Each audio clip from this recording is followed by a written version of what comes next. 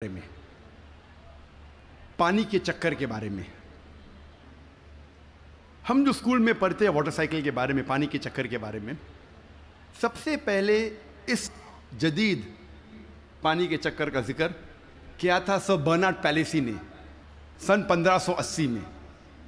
اور ہم جانتے ہیں، ہم نے اسکول میں پڑھا ہے کہ water evaporate from the ocean, پانی سمندر سے بھاپ بن کے اوپر جاتا ہے، جڑ کے بادل بنتا ہے، بادل جڑتے ہیں اور اندرونی حصے میں ہوا کے ذریعے جاتے ہیں، پھر ان کی تقسیم ہوتی ہے اور پانی بادل سے برستا ہے.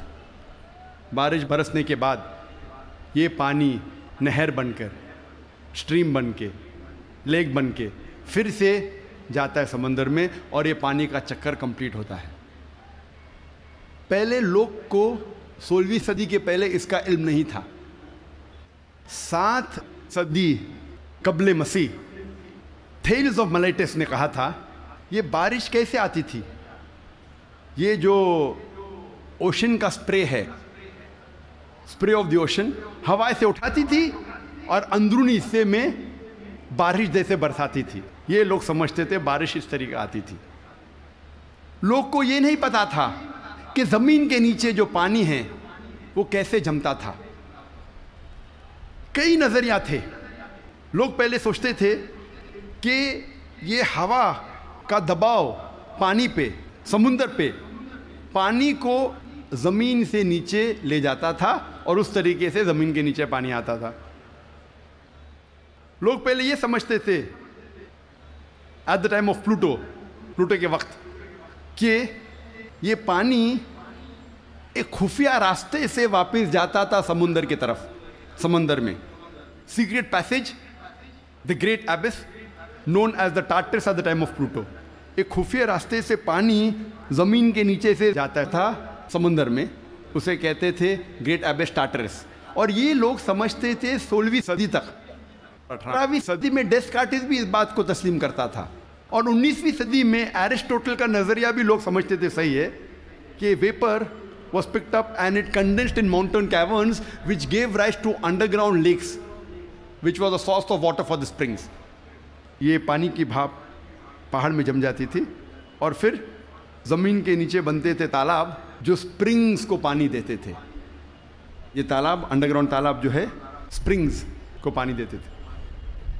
آج ہم جانتے ہیں یہ جو زمین کے نیچے پانی ہے، یہ اصل میں جب بارش کا پانی گرتا ہے زمین پہ جو کریکس ہوتے ہیں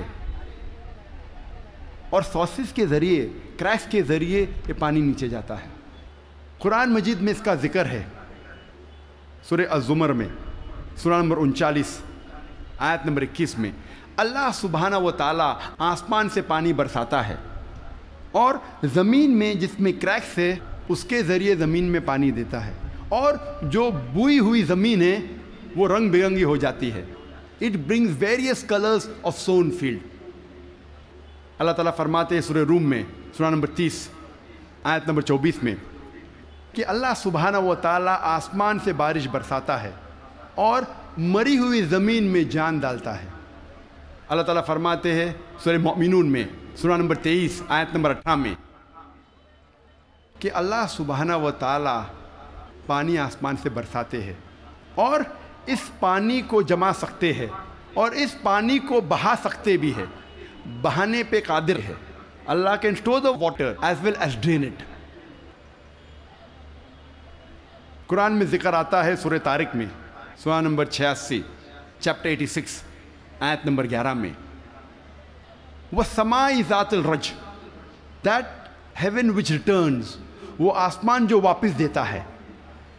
ایک معنی وَالسَّمَاءِ ذَاتِ الرَّجْ کی ہے کہ جو ڈینجرس ریز ہے، ultraviolet rays, X rays, جو زمین پہ آنے کے پہلے آسمان اسے واپس پھینک دیتا ہے اس طرف.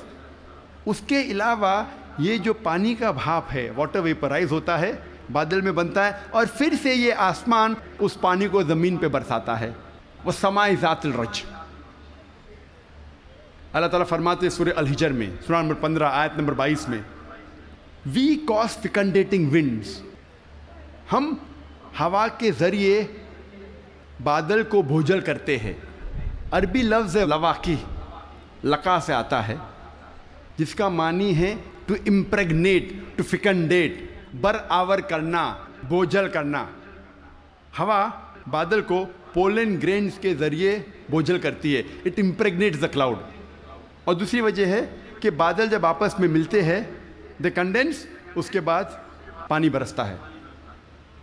قرآن میں اللہ تعالیٰ فرماتے ہیں سورہ نور میں، سورہ نمبر 24 آیت نمبر 43 میں، 43 میں، اللہ سبحانہ و تعالیٰ ہوا کے ذریعے بادل کو چلاتے ہیں، لے جاتے ہیں، جینٹلی پشز دا کلاؤڈس۔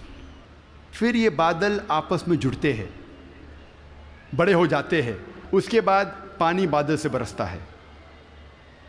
اللہ تعالیٰ فرماتے ہیں سورہ روم میں، سورہ نمبر 30 آیت نمبر 48 میں، اللہ سبحانہ و تعالیٰ ہوا کے ذریعے بادل کو ہلاتے ہیں اور لے جاتے ہیں اندرونی حصے میں۔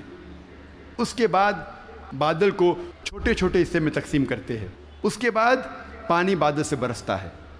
قرآن مجید میں پانی کے چکر کے بارے میں گہرائی سے ذکر ہے، تفصیل سے ذکر ہے کئی جگہ۔ سورہ اعراف میں، سورہ نمبر 7 آیت نمبر 57 میں، سورہ رعد سورہ نمبر 13 آیت نمبر 17 میں، سورہ فرقان سورہ نمبر 25 آیت نمبر 48 اور 49 میں، سورہ فاطر سورہ نمبر 35 آیت نمبر 9 میں، سورہ یاسین سورہ نمبر 36 آیت نمبر 34 میں، سورہ جاسیہ سورہ نمبر 45 آیت نمبر 5 میں، سورہ قوف سورہ نمبر 50 آیت نمبر 9 اور 10 میں، سورہ واقعہ سورہ نمبر 56 آیت نمبر 68 to 70، سورہ ملک سورہ نمبر 67 آیت نمبر 30، سورہ طارق سورہ نمبر 86 آیت نمبر 11۔ کئی آیتیں ہیں قرآن مجید میں جو تفصیل کے ساتھ ذکر کرتے ہیں پانی کے چکر کے بارے میں۔ صرف پانی کے چکر کے بارے میں اگر ذکر کرے گھنٹوں تک تقریر دے سکتے ہیں، صرف قرآن مجید میں پانی کے چکر کا ذکر۔